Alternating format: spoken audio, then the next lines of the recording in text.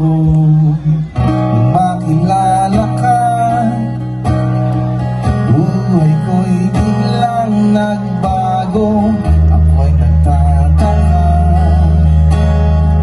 puso ko'y litong-lito.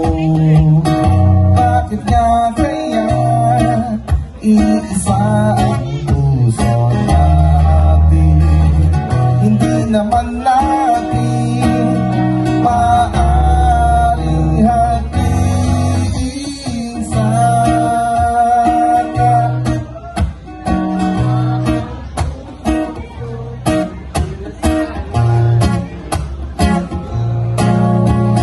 Sino sa inyo sana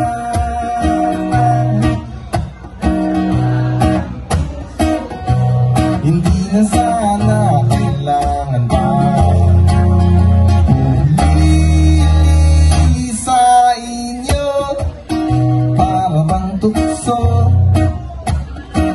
Hindi ko kayang matalo, isip ko'y ito, walang mapili sa inyo. Sabi nga nila, hindi maaring pagpantay pag-ibig sa dalawa.